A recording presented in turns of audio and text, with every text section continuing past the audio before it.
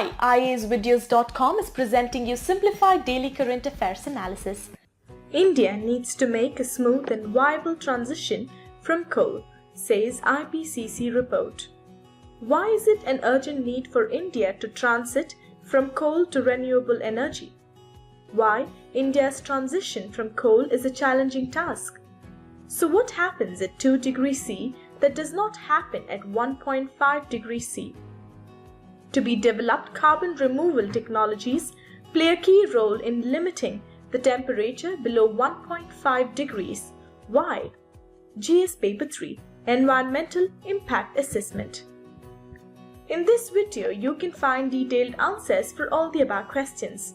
The above article has been retrieved from indianexpress.com, dated October 15, 2018. What we are providing here is just a 10% sample out of the full-length video. Visit our website iasvideos.com to join the course and to unlock all videos.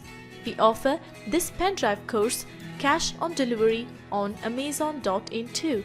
Amazon will deliver our course to your doorstep. What is the context about? The recent UN's IPCC report gives India a huge opportunity to develop differently and also stresses the need to make smooth and viable transition from coal. India could witness deadly heat waves if the planet's temperature goes up by 2 degrees Celsius, according to a report released Monday by the UN's Intergovernmental Panel for Climate Change. At plus 2 degrees Celsius warming, Karachi and Kolkata could expect annual conditions equivalent to their deadly 2015 heat waves, the report had said. Why is it an urgent need for India to transit from coal to renewable energy? In the past 5 years, poor air quality in cities has also attracted global attention. Deaths and diseases due to air pollution have cost the global economy more than $5.0 trillion annually. In India, the loss to GDP exceeds 5%. In India, for the first time, a power plant, Badarpur Thermal Power Station in Delhi, was closed to make air breathable during the winters. The simultaneous extreme rainfalls and droughts in India are hitting cities and villages alike. Why India's transition from coal is a challenging task? India's socio-economic transition requires a reasonable share of carbon budget so as to improve the quality of life and enhance the performance vis-a-vis several important SDGs. India needs to make a smooth and viable transition from coal and simultaneously safeguard related jobs in the short term.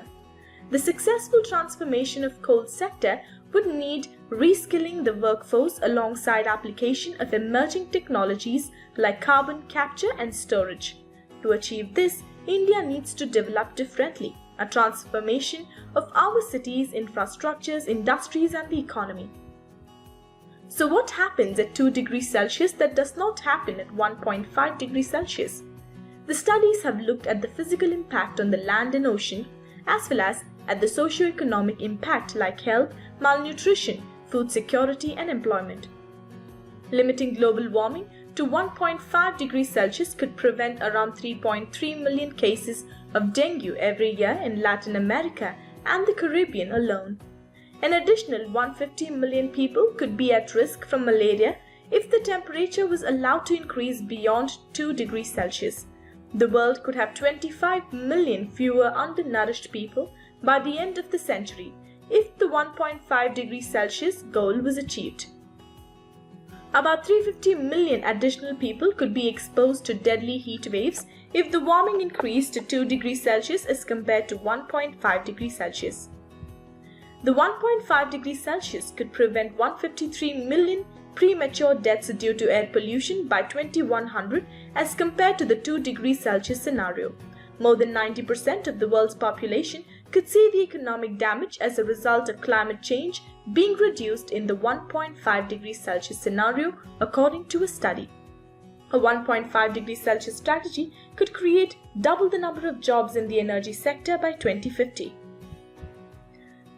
To be developed, carbon removal technologies play a key role in limiting the temperature below 1.5 degrees. Why? Carbon dioxide, the main greenhouse gas responsible for global warming, stays in the atmosphere for 100 to 150 years. That means even if all the greenhouse gas emissions were to somehow miraculously stop all of a sudden, the concentration of carbon dioxide in the atmosphere would remain at the current levels for many years to come. That is why there is a significant interest these days in technologies that can physically remove the carbon dioxide in the atmosphere and store it somewhere either temporarily or permanently. No such technology exists yet, but several possibilities are being explored. Each one is fraught with huge risks and uncertainties.